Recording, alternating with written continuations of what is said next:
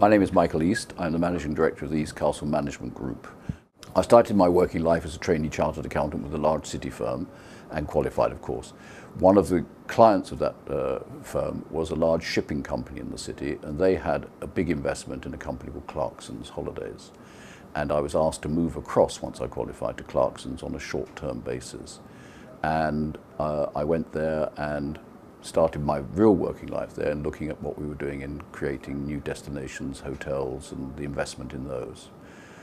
Clarkson's went bust after I left, I might point out, but I got taken back by the bank and moved into Singapore to run a company which made wall tiles and lavatory bowls, not as thrilling as Holidays. And then came back again, and because of that experience I got involved on their behalf with a very large house builder. And then I wanted to go back into travel, and I'd had certain offers in the large companies to come work, but I didn't want to work for a large corporation. I wanted to do it myself. So in the early 1980s I set up what is now Eastcastle. I started the consultancy because I had this very serious offer from a large tour operator to join them, and I also was doing one or two bits and pieces for other smaller companies, and I much preferred the bits and pieces, frankly. So I decided I'd be a consultant and build a consultancy business, and I went into partnership with a guy, and we had our offices in Eastcastle Street, in just off Oxford Street, and after a year we fell out badly, and I decided to leave. And I set up a new company, and while I was thinking about it, sitting in those offices, what I would call the company, I looked across the road, this is completely true, and there was the sign saying Eastcastle Street. So I thought, that's it, Eastcastle.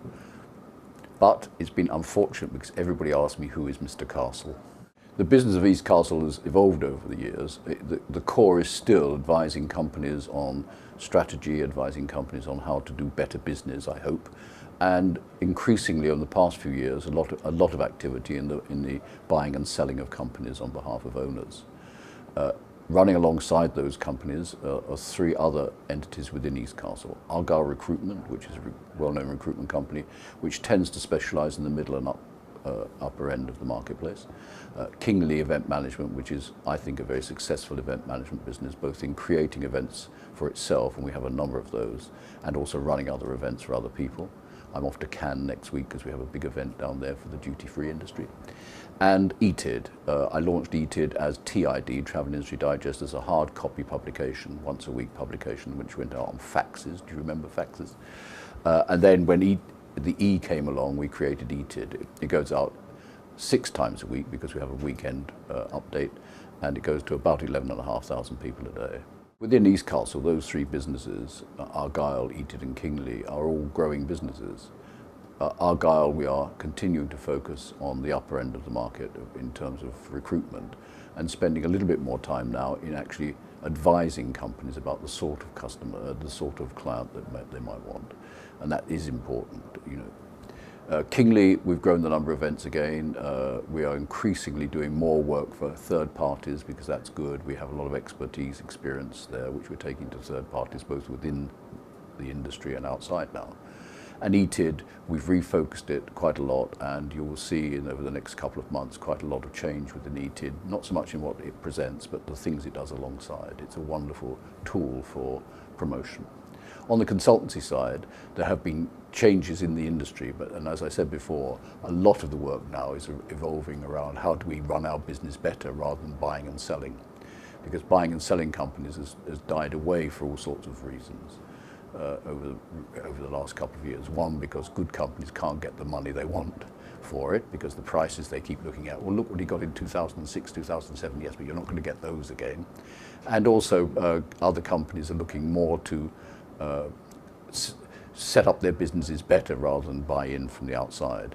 And there's less investment coming from the outside because people are nervous about the whole sector of consumer spend, although the money is still there. So many investors have money to spend, but they're worried about consumer spend activity.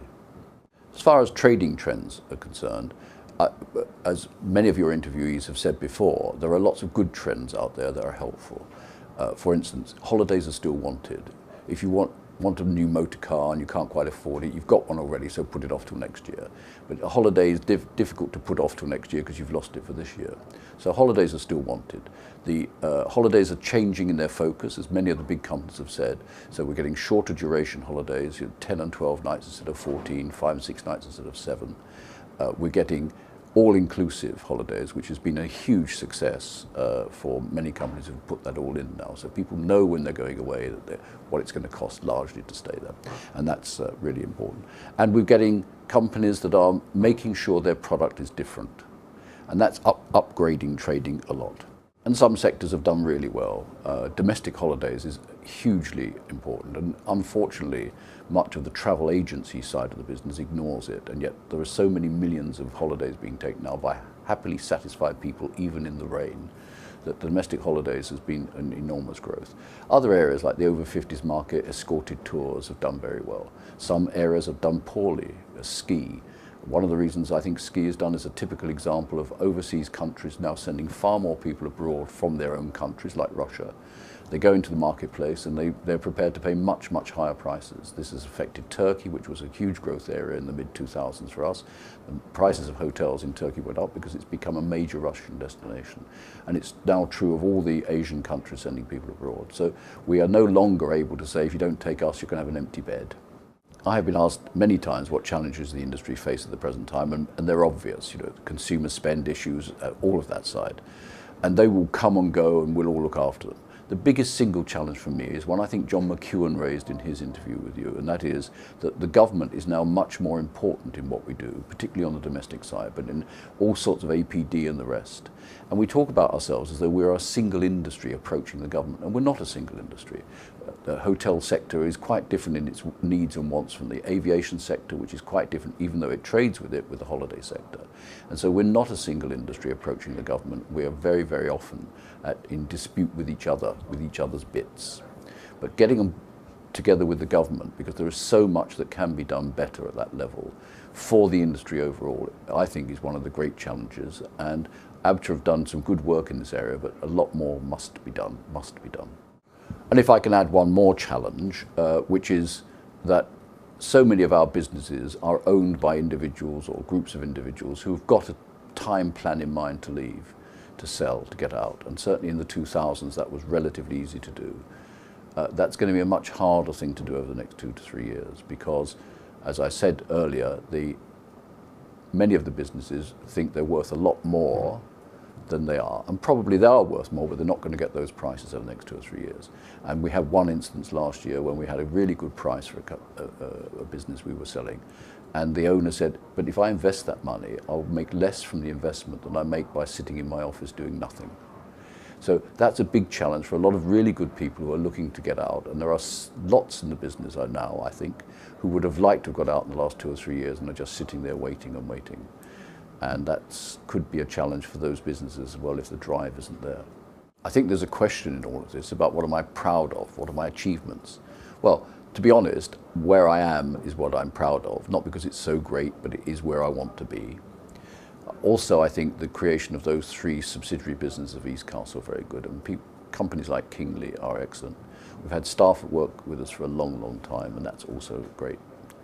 Perhaps in the most measurable sense is probably 2 deals that I negotiated in the last 5 years, which I can't mention to you.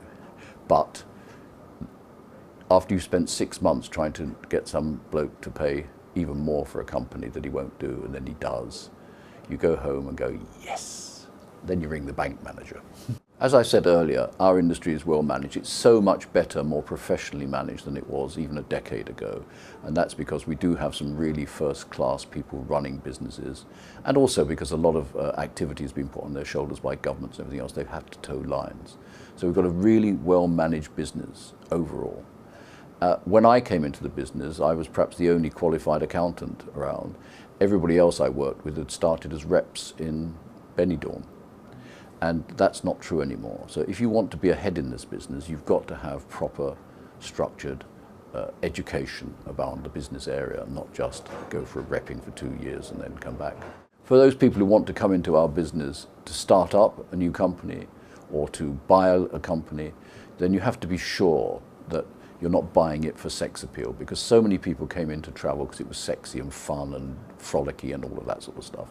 And it isn't. It's a hard-run manufacturing industry, and you've got to understand that. So if you think you want to do it because you'd like to get to the Haitians and everybody else twice a year, forget it. That's not where it's at anymore. I'm often asked what my favorite destination is in the world, and to be honest, it is almost certainly Italy. I adore Italy, and my wife is Sicilian by background. She's American but Sicilian by background, and we have a large Italian-American family, and I just love being there. Not so much sitting on the beach, but eating and meeting and seeing all the wonderful sights of Italy. My second favourite destination, very close to Italy, is the Emirates Stadium where Arsenal play.